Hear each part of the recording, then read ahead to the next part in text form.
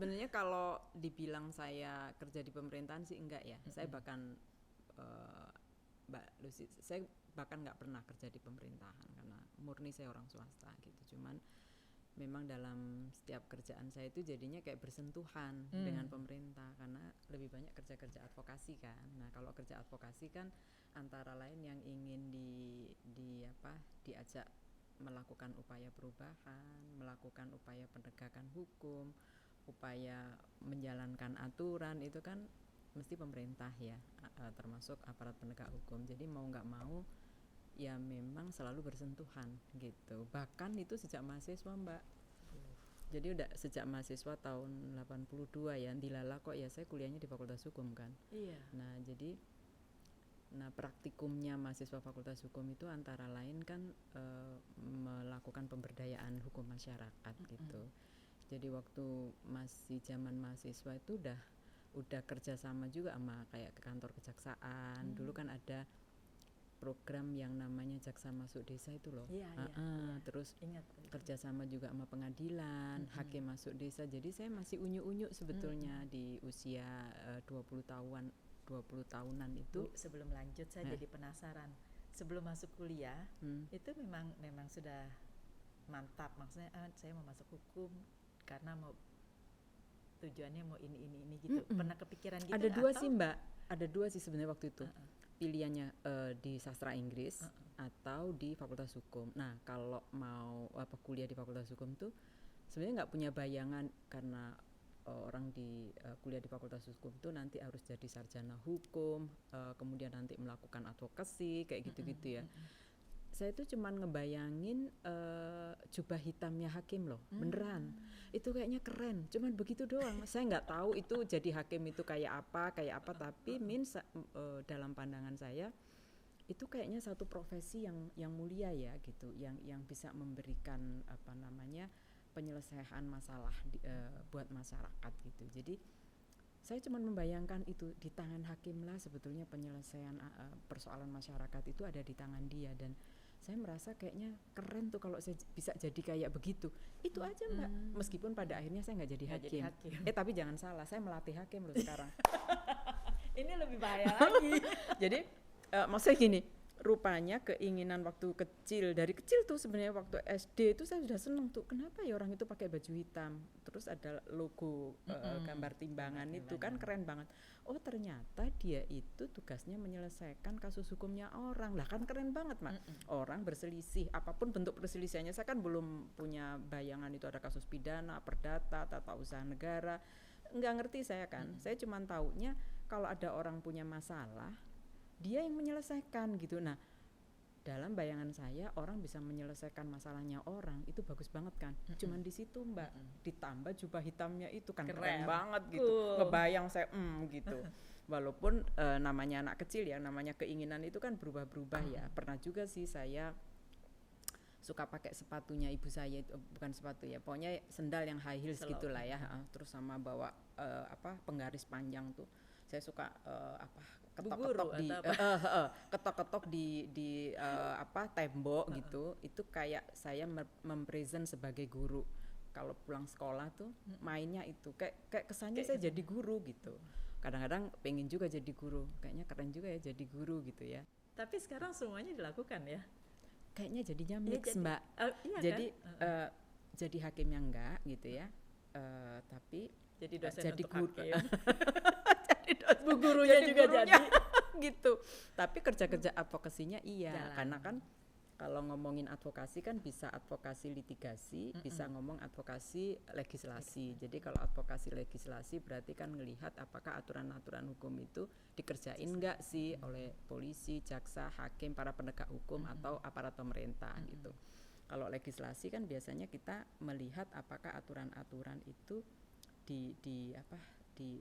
dibuat sesuai dengan yang dicita-citakan oleh negeri inilah gitu. Mesti lurus nih visinya mau kemana gitu. Jangan-jangan orang pengen aturan tapi bukan sesuai dengan kebutuhan, lalu ingin memastikan masyarakat terlibat atau enggak. Jadi kayaknya enggak jadi hakimnya kagak gitu ya. Jadi guru beneran yang ketok-ketok itu juga kagak sebenarnya. Di tengah-tengah. Tapi bersyukur pada Allah Tuhan yang Maha Kuasa, saya tetaplah bisa berprofesi sebagai guru meskipun gurunya di tingkat mahasiswa gitu ya. Lalu juga bisa berdekatan dengan teman-teman hakim gitu ya, karena sering pelatihan bersama dengan mereka. Jadi ya gitulah Mbak, nggak jauh-jauh artinya dari si hukum itu. Tapi kalau zaman dulu kita mudah-mudahan mungkin sama mudanya ya Bu ya. Dulu kan waktu kalau enggak deh kalau sama mudanya ya? Kayaknya tuan saya deh. Oh, alhamdulillah, terima kasih. Biasanya bilang enggak, gue lebih muda gitu. Ini baru sekali ini ada yang bilang. Enggak Mbak, saya selalu nyadar diri Mbak siapa saya gitu. Wayang tuh saya sadar. Sama loh. Masa sih? Ini gayanya aja. Iya sama benernya. Zaman dulu kan kalau kuliah yang masuk hukum tuh biasanya banyak laki-laki kan Bu. Correct me if I'm wrong ya. Saat eranya kita ya, eranya kita tuh tahun berapa? Jangan disebut. Eranya kita gitu. Ya kan? Itu betul nggak? Atau kalau sekarang kan lebih open ya? Sebenarnya gini, pilihan jurusan perguruan tinggi itu memang diakui atau enggak itu kayak ada ini ya Mbak, ada yang melatar belakangi gitu. Kayak ini kampusnya laki-laki, kampusnya perempuan, itu ada sih Mbak gitu ya. Jadi kalau misalnya jurusan mungkin teknik, fakultasnya kan. Jadi kayak fakultas teknik pasti itu mesti laki-laki gitu ya. Kalau sastra itu perempuan gitu. Iya, betul, fakultas ekonomi itu masih dominan mix walaupun masih dominan laki-laki. Fakultas hukum sebetulnya juga dominan laki-laki, meskipun perempuan juga cukup banyak sih. Kalau saya perhatikan seangkatan saya itu kurang lebih 250-an itu sepertiganya. Dulu zaman segitu kan banyak. Satu angkatan itu ya segitu-gitunya Mbak. Di perguruan tinggi negeri itu segitu-gitunya aja gitu. Dan maksudnya segitu-gitunya itu dijatahin gitu. Benar, hanya boleh menerima segitu. Tuh kan. Dan itu juga sedikitnya jumlah perempuan yang memilih itu juga diakibatkan oleh akses perempuan yang juga sebenarnya nggak terlampau banyak dibandingkan laki-laki. Dan itu sampai sekarang loh Mbak. Sampai sekarang. Jadi lama mengikuti pendidikan laki-laki dan perempuan itu beda Mbak. Laki-laki lebih lama waktu mereka belajar dibandingkan perempuan. Karena ya akses mereka masih belum tidak sama Mbak. Banyaklah di lingkungan masyarakat kita. Ini laporan tahun 2020 loh. Jangan salah. Iya, laporan tahun 2020 akses perempuan untuk lama waktu memperoleh pendidikan itu lebih pendek daripada laki-laki. Padahal kita sudah punya kebijakan wajar 12 tahun. Setiap anak harusnya lulus SLTP dong. Laki dan perempuan. Ternyata perempuan enggak, dia tetap tertinggal. Untuk sampai SLTP saja masih tertinggal dibandingkan laki-laki. Itu laporan tahun 2020 yang dibuat oleh Kementerian Pemberdayaan Perempuan. Jadi ketika kita bicara tadi kenapa jumlah perempuan yang masuk fakultas hukum sedikit ya, bukan hanya karena persoalan pilihan jenis fakultasnya yang maskulin dan feminin ya, tapi akses ke sananya juga jumlah perempuannya memang juga lebih sedikit. Apalagi sampai kuliah ya Mbak. SMP aja susah. Jadi lama sekolah. Jadi waktu saya memilih fakultas hukum tanpa saya mempertimbangkan itu kampus lebih feminin atau maskulin, saya sebenarnya ngelihat jubah aja satu. Yang kedua kayaknya keren ya bisa nyelesain masalahnya orang gitu. Tapi tidak pernah punya perasaan, aduh kalau masuk di sini nanti bagaimana sebagai perempuan gitu enggak ya? Kan belum tahu waktu itu. Saya kan belum tahu haru birunya menjadi seorang hakim tuh kayak apa, kan belum membayangkan apa yang dikerjaan. Yang saya tahu dia keren gitu, keren karena bisa menyelesaikan persoalan orang, apalagi ditambah jubah hitam kayaknya punya kuasa penuh nih gitu. Maka waktu itu saya mencari-cari ada istilah yang sering disematkan pada hakim kan, dia kayak wakil Tuhan di dunia loh gitu. Jadi saya bilang, wih otoritasnya luar biasa ini gitu. Jadi di situ Mbak, kayaknya jadinya saya kesannya kayak orang otoriter ya. Nah disitulah jadi kita tahu, kita seumur soalnya istilah itu saya juga tahu. Kan gitu. Jadi kan gini Mbak, saya kira setiap orang, setiap individu itu seneng loh kalau punya otoritas. Pasti. Nah, maksudnya kan itu kan kayak rekognisi ya bahwa dia orang, dia human gitu, dia manusia, diakui dan dia punya otoritas atas tubuhnya. Bayangkan kalau saya punya otoritas sebagai hakim, itu kan keren banget. Saya cuma membayangkan itu, orang punya otoritas untuk menyelesaikan persoalan orang lain dan dia punya kewenangan itu. Itu yang saya waktu itu tahu. Saya suka soalnya nonton film-film seperti itu. Sampai sekarang, sampai sekarang iya saya senang sekali. Maksudnya intrik-intriknya juga, jadi ada yang beyond dari nalarnya kita sebagai orang biasa yang benar. dikerjakan oleh seorang hakim gitu atau dan di situ sebetulnya menjadi seorang hakim itu menurut saya yang juga sangat menarik ya, itu adalah melihat setiap problem orang. Banyak kan problem kehidupan yang dihadapi orang ya, itu kan artinya karena saya tuh seneng Mbak, yang namanya hidup tuh ya jangan untuk ngurusin kita doang gitu, bukan kita dan keluarga tapi juga ngelihat orang gitu. Nah di profesi ini menurut saya profesi yang memberi peluang mengetahui problem-problem kehidupan orang gitu. Karena kalau nggak ada masalah kan nggak perlu aturan hukum. Sebenarnya kita kan gitu Mbak. Emang kita perlu aturan hukum? Enggak. Kalau kita bisa menyelesaikan sendiri, itu kita baru ngomongin hukum kalau emang udah kepentok nih gitu, udah kepentok nggak bisa selesai, baru kita ngomong aturan hukum. Kalau nggak penting Mbak, nggak tapi perlu. harus ada iya karena kan memang hakikatnya orang itu setiap orang hidup punya kepentingan gitu ya. Nah kepentingan ini ada kalanya dia bisa sama gitu, tapi ada yang berbeda. Nah, perbedaan perbedaan kepentingan ini kadang-kadang bisa diselesaikan dengan mudah, tapi ada juga yang pada akhirnya tidak bisa diselesaikan dengan mudah. Dengan mudah itu maksudnya diselesaikan antar pihak. Kan yang paling tinggi nilainya hukum itu kalau mereka bisa menyelesaikan. Dia punya nilai hukum yang tinggi itu karena ada kesepakatan. Nah, susahnya kan kepentingan ini kadang-kadang nggak bisa diselesaikan oleh mereka sendiri. Dia membutuhkan sarana lain gitu. Apalagi kalau udah dipolitisasi, udah tambah komprominya susah komprominya. Susah, yang harusnya bisa jadi nggak bisa Mbak. Apalagi ada yang ngomporin. Iya, gitu. Apalagi jadi, kalau sudah bisa terus tiba-tiba nggak bisa gitu ya. Oh iya, benar. Arah mana ini ya? Jadi udah oke tiba-tiba ngebatalin gitu. Itu gondok Mbak. Kalau itu kalau lain lagi Mbak. Itu gondoknya di sana di sini gitu. Dalam banget. Dalam. Nyinggung juga ya? Enggak. Maaf ya kalau ada yang terasa. Maaf kalau ada. Kita nggak mau ngarol-ngidul tapi menjurus ada aja. Maaf, tapi memang jadi gini.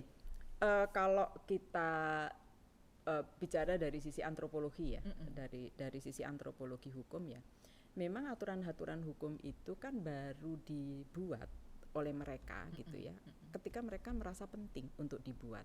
Ya, jadi setuju, itulah kenapa negara sebetulnya hanya menjadi fasilitator saja.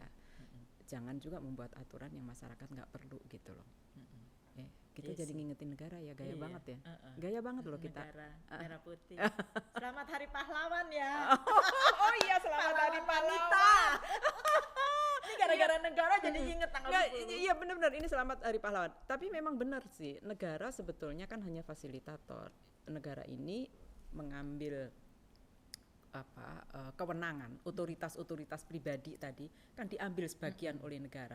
Dia yang kemudian memiliki peran untuk ngatur. Nah, karena itu mengambil dari hak individu-individu yang sebetulnya punya otoritas, maka dia juga harus punya rules gitu. Jangan semua kewenangan individu-individu diambil gitu atas nama perlindungan, atas nama perdamaian, atas nama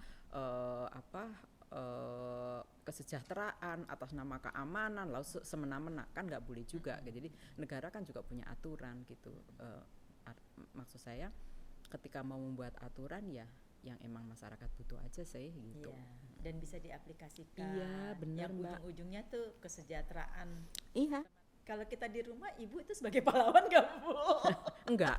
Kalau itu sih saya nggak boleh ngeklaim ya. Mungkin anak-anak yang lebih tahu gitu. Tapi setidaknya kalau bulan Desember saya dapat ucapan lah gitu. Itu kan Hari Ibu. Iya, jadi saya setidaknya ngelihat dari situ aja karena kan anak-anak nggak ada di sini ya, jadi nggak bisa ditanya. Karena yang harusnya menjawab mereka lah. Ya. Kalau kita sendiri ke ibu kita misalnya kita, apakah dia sebagai seorang pahlawan nggak? Sangat. Dan ini bukunya hampir saya launching. Ya, jadi I'm a feminist. Saya harus menyatakan di sini nih, saya feminis karena ibu saya. I see. Jadi saya nggak, karena saya kan sebetulnya produk lama ya Mbak, nggak kenal lah saya feminis itu apa, konsep feminis kayak apa gitu ya, yang liberal kayak apa, yang konvensional kayak apa, saya kan nggak kenal. Saya masih produk lama lah untuk itu. Maka yang menjadi patron kehidupan saya itu ya ibu saya gitu. I see. Jadi kebetulan saya dan kawan-kawan lagi membuat buku feminis Muslim gitu. Dan mudah-mudahan bulan inilah di launching karena kemarin udah bikin cover gitu. Dan launchingnya di sini aja Bu. Boleh, sangat boleh, dengan kawan-kawan boleh.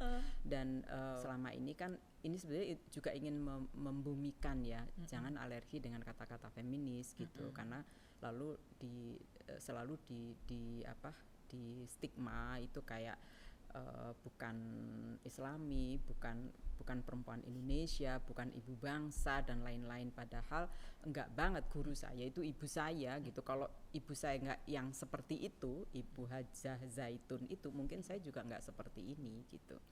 Jadi tulisan di buku ini memang saya dedikasikan pelajaran dari ibu saya gitu, yang membuat saya bisa seperti ini gitu. Karena zaman itu saya dapat dari mana Mbak? Nggak ada. Tahun 80-an dari mana saya itu, jauh dari internet akses, belum ada. Dan karena kan tahun 70-an itu kan saya masih kecil. Kalaupun sudah ada ratifikasi konvensi segala macam, saya kan belum sampai ke sana. Belum tahu, walaupun tahun 78 kita sudah meratifikasi, tapi kan saya belum tahu itu, nggak kebaca lah yang kayak gitu-gitu, belum. Dan di kampus juga nggak kebaca yang kayak gitu-gitu gitu loh. Jadi benar-benar hanya melihat patron saya ibu saya. Apa tuh? Apa tuh? Ibu seorang pahlawan gara-gara ibu pahlawan. Jadi hanya ngelihat ibu saya, karena ibu saya itu kan, bayangin Mbak, seorang ibu dia melahirkan 13 orang anak. 13. Saya nomor 7 tapi 5 hidup ya, karena 2 kakak saya nggak ada gitu ya. Dan saya perempuan pertama dari 13 bersaudara. Dan ibu saya itu ibu yang ya biasa saja, pendidikannya tidak tinggi karena beliau dari keluarga yang ekonominya pas-pasan gitu ya. Artinya tidak bisa mengakses pendidikan ya, karena pada zaman Belanda itu, kalau bapak saya masih mengikuti pendidikan ya, diperbolehkan oleh pemerintah Belanda waktu itu, tapi kalau ibu saya enggak. Ibu saya betul-betul berjualan sama kakaknya, menjajakan kue gitu ya waktu kecil ya. Tapi di mana nih Bu, di Jawa? Di Lamongan, di Jawa. Tapi ibu saya bukan menjadi pribadi yang lemah dan penakut, tanpa pendidikan yang cukup ya, hanya SD kelas 3 kalau nggak salah. Tapi kalau melihat latar belakangnya seperti itu ya, tanpa pendidikan apapun, mungkin ibu saya nggak bisa menjadi seorang pedagang gitu. Tapi ibu saya pedagang batik gitu. Jadi dengan 13 orang anak, mampu memanage keluarganya dengan luar biasa. Yang merawat anak 40 hari dari nifas itu dia udah buka toko lagi Mbak. Dan udah pergi lagi ke Solo atau ke Surabaya untuk ngambil batik. Kalau dulu kan nggak ada pengiriman JNE kayak gitu-gitu kan, nggak ada kan pengiriman barang. Nggak ada pengiriman gitu, pakai kurir juga nggak ada kayaknya Mbak, nggak ada Mbak. Jadi mesti datang gitu. Jadi maksud saya itu melihat kekuatan fisik, satu fisik itu yang mungkin saya nggak bisa kayak ibu saya gitu ya. Yang kedua kemauan kerasnya itu yang luar biasa, untuk saya harus ikut terlibat dalam urusan rumah tangga ini. Dan bapak saya cukup cukup kasih ruang ya. Sangat itu yang, padahal bapak saya itu ditokohkan loh Mbak oleh masyarakat, bukan kiai tapi ya dia ditokohkan gitu ya sebagai tokoh. Itu juga tidak kemudian menghalang-halangi ibu saya untuk melakukan semua itu gitu loh. Makanya kalau misalnya ketika saya besar lalu melihat ada pembatasan ruang gerak pada perempuan, itu saya gumun tuh bingung gitu. Kenapa begitu ya? Kok di rumah saya nggak ada masalah begitu ya? Ibu saya diberi ruang yang sama oleh bapak gitu ya. boleh ikut arisan, boleh ikut pengajian gitu.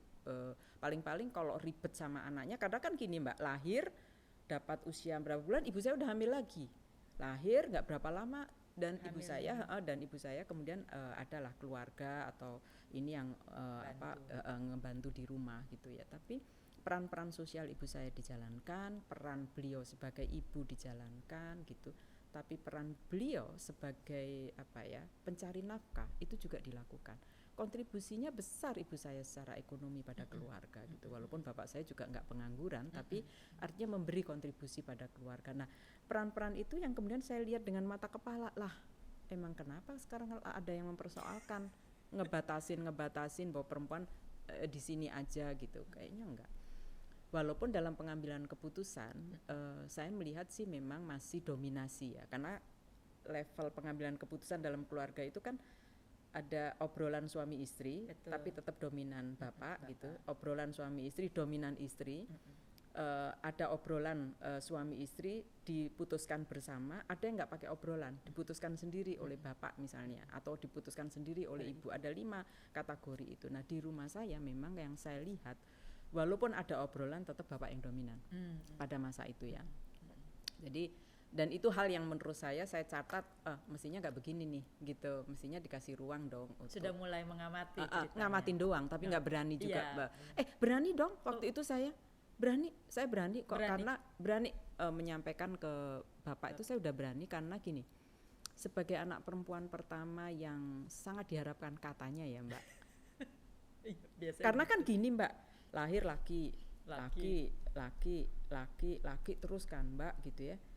Jadi keinginan punya anak perempuan tuh kayaknya menggebu gitu di keluarga besar orang tua saya gitu. Sampai bapak saya kalau menurut riwayat ya, menurut riwayat cerita yang diceritakan pada saya itu sampai nggak pulang-pulang dari masjid itikaf gitu.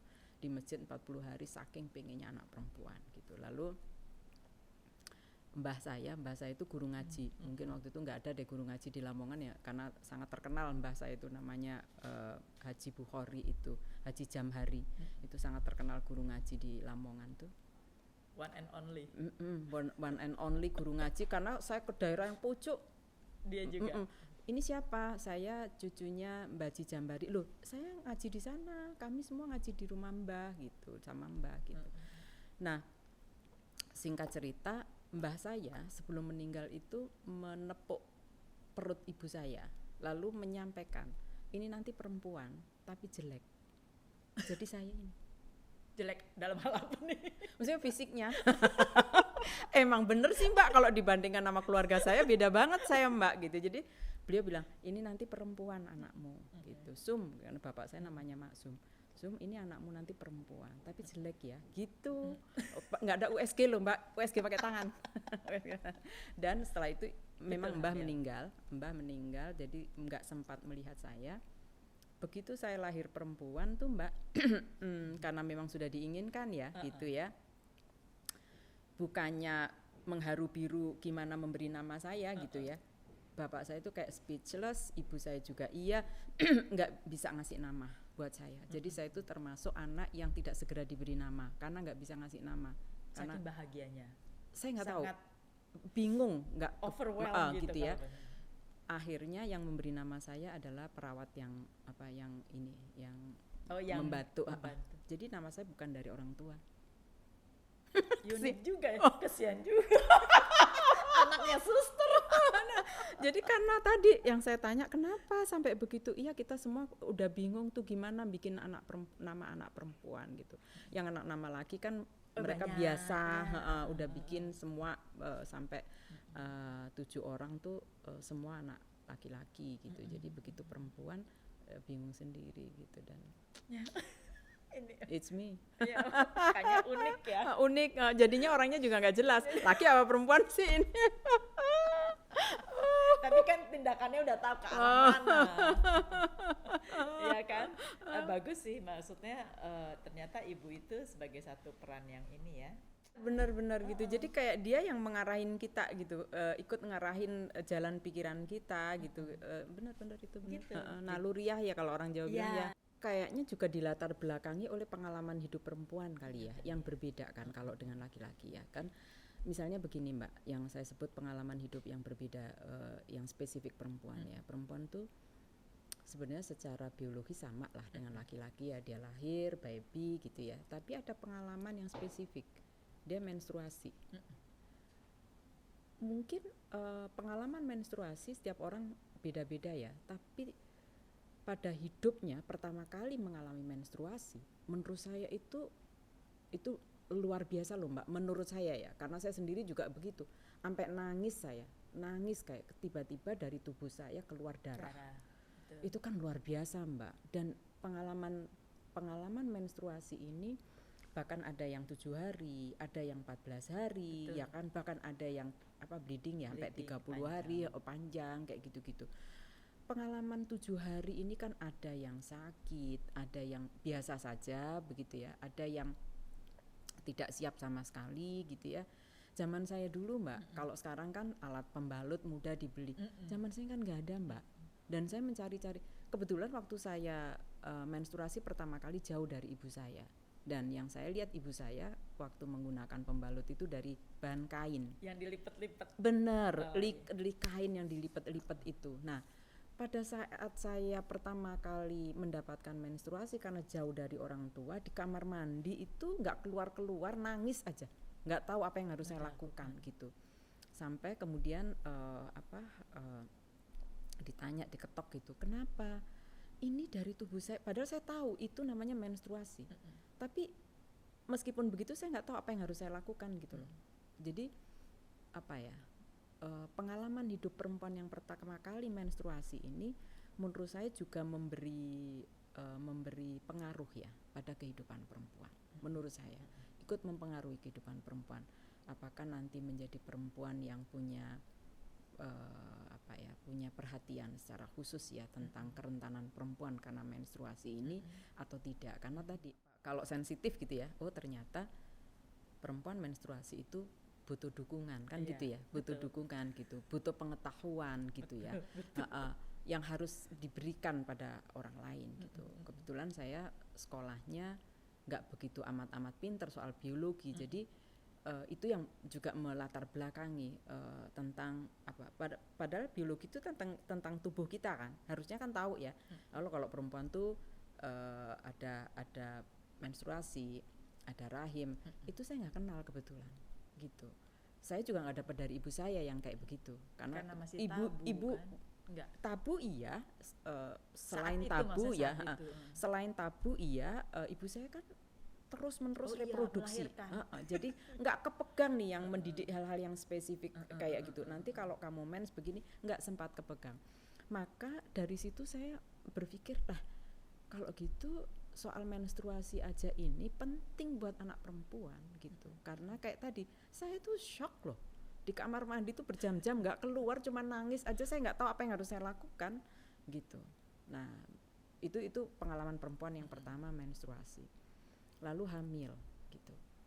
Diakui atau enggak, masa kehamilan itu bagi seseorang ya, mau itu dalam perkawinan atau di luar perkawinan, saya lagi nggak ngomongin dosa nggak dosa ya, tapi orang hamil itu adalah masa dimana menurut saya adalah masa dimana juga mengalami kebingungan yang kedua gitu.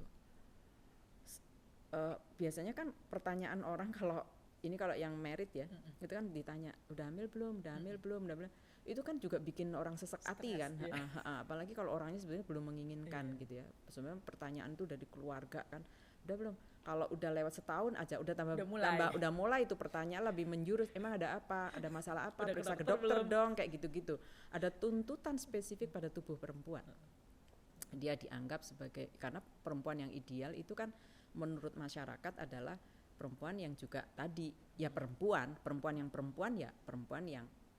lebih banyak yang diem, nurut aja gitu ya, nggak usah banyak protes gitu ya. Terus dari sisi biologisnya ya dia mens biasa gitu ya, lalu nggak banyak mengeluh, lalu ya hamil gitu, melahirkan ya gitu, habis melahirkan ya merawat anak gitu ya, kayak gitu. Nah padahal pengalaman perempuan yang kedua soal hamil dulu ya, hamil itu sebelum hamil banyak tuntutan dari keluarga, dari komunitas bahkan ya kadang-kadang selalu menanyakan gitu ya.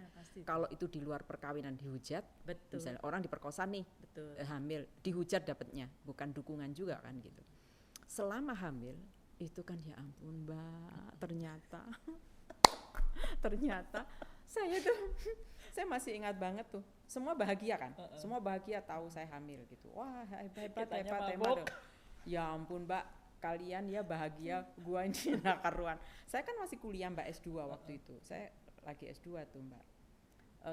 Saya beruntung punya para profesor yang baik hati gitu, jadi saya sampaikan bahwa saya dalam kondisi hamil muda nih. Jadi kondisi hamil muda saya itu agak ini Mbak, agak ribet Mbak. Jadi keluar masuk muangan karena membuang air liur kan. Jadi kayak mau muntah terus-terusan gitu.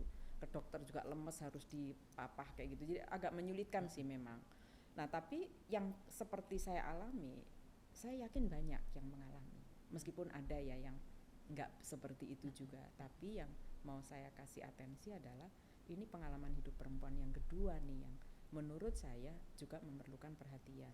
Jangan sampai dia kurang gizi, dia nggak tahu apa yang dimakan, karena terus terang waktu itu yang saya makan itu yang sebenarnya nggak boleh. Dan itu saya taunya belakangan gitu. Instan atau? Iya gitu. Karena yang mau dimasuk mulut kan, daripada nggak ada yang masuk sama sekali, karena dokter cuma bilang yang penting ada yang masuk kan gitu, tanpa saya ngerti apa yang masuk itu. Jadi yang saya tahu, oh ternyata ini nggak boleh ya, tapi itu dulu saya lakukan minuman yang soft drink kayak gitu-gitu, soda kayak gitu saya minum gitu. Ya alhamdulillahnya sih anaknya nggak apa-apa ya Mbak, tapi kalau tahu kayak gitu kan jadi saya merasa bersalah sekali ya. Tapi yang mau saya sampaikan adalah pengalaman hidup perempuan kedua, fase kedua itu adalah pada masa dia dalam tubuhnya sedang menyiapkan kelahiran kehidupan gitu ya. Dia memberi kehidupan pada bayi yang akan dilahirkan gitu. Nah, maka semua yang dia lakukan sebetulnya bukan lagi ditujukan pada dirinya. Menurut saya ya, semua yang dilakukan oleh seorang ibu yang sedang mengandung, yang sedang hamil, itu adalah ditujukan untuk anaknya. Mau makan aja, ini bagus nggak ya untuk anak saya? Mau ini, bahkan kan ada, Pak Mali nggak boleh tuh, ini nggak boleh, nanti ngaruh loh pada anakmu. Jadi secara nggak sadar itu perempuan adalah makhluk sosial. Tadi itu Mbak, dia sedang menyiapkan kehidupan. Gitu, kehidupan orang ya, kehidupan bayi yang ada di kehidupan baru gitu, dia yang nyiapin itu gitu. Bahkan komunitas itu sudah mempersepsikan ibu yang baik itu adalah ketika dia melakukan ini. Kalau yang soal terkait kesehatan sih saya yakin semua bisa menerima ya kan. Jadi makanan yang jangan instan, ini nggak baik itu, tapi banyak juga hambatan gitu ya, ruang gerak pada perempuan yang diberikan pada ibu pada saat hamil. Jangan ini, nggak boleh, jangan ini, nggak baik, jangan ini, itu nanti berpengaruh pada anakmu bisa jadi anak nakal kalau kamu melakukan ini, kamu ini. Jadi secara psikolog itu ada pembatasan Pak. Ada pembatasan ruang gerak, dan itu pengalaman hidup perempuan yang kemudian menurut saya harus ada nilai-nilai baru yang diberikan kan pada orang tua. Sebenarnya yang kayak gini-gini nggak ngaruh loh. Kalau yang soal makanan boleh lah gitu ya. Ini makanan yang bergizi nggak bergizi karena memang dia menyiapkan kehidupan gitu ya. Tapi hal-hal yang sebetulnya tidak ada hubungannya dengan kesehatan bayi dan ibu, pembatasan itu kan harusnya tidak boleh dilakukan. Karena akhirnya yang seharusnya dia bisa melakukan sesuatu dia nggak bisa gitu. Nah itu terjadi loh Mbak, dan itu baru terjadi. Oh ya. Tahun 2020 saya masih mendapatkan keluhan seorang perempuan hamil nggak bisa ikut rekrutmen di salah satu lembaga di pemerintahan. Alasannya karena perempuan ini hamil. Bayangkan, hamil menjadi alasan untuk pembatasan ruang gerak seseorang untuk mengikuti tes rekrutmen di waktu itu di Menhan, saya sebut aja. Emang saya ada kok di beritanya, emang saya lalu langsung kritik ke Bapak Prabowo, jangan dong Pak saya gitu. Dan alhamdulillah diperbaiki. Alasan di belakang itu apa ya? Ya karena hamil. Karena gini, masih ada asumsi nih, asumsi ya, persepsi perempuan tuh lemah. Ditambah hamil, tambah lemah. Nanti dia nggak bisa kompetensinya dipertanyakan. Gitu. Jadi kondisi fisik perempuan sendiri yang dianggap lemah ditambah kehamilan yang dianggap ikut menambah kelemahan perempuan dari sisi fisik, dipersepsikan tidak punya kompetensi bekerja di satu institusi ini gitu. Nah ini kan persepsi. Betul. Lalu saya bilang ya kalau diajak perang ya emang nggak bisa sih, ya kan? Kan bisa dong. Walaupun perang ini bisa, tapi kalau perang fisik Iya. mungkin agak berat ya, membahayakan lah untuk janin gitu ya. Kalau disuruh ngangkat berat-berat mungkin membahayakan. Tapi kalau sekedar kerja di kantor gitu ya, berpikir keras, saya beri jaminan bisa kok. Nggak masalah. Karena saya hamil 9 bulan masih nyetir bisa. Ya cuma nyesek aja sih, agak belakang gitu. Tapi bisa gitu loh. Artinya secara fisik setiap orang berbeda-beda. Nah karena setiap orang berbeda-beda, jangan ditutup peluang untuk seseorang mengakses.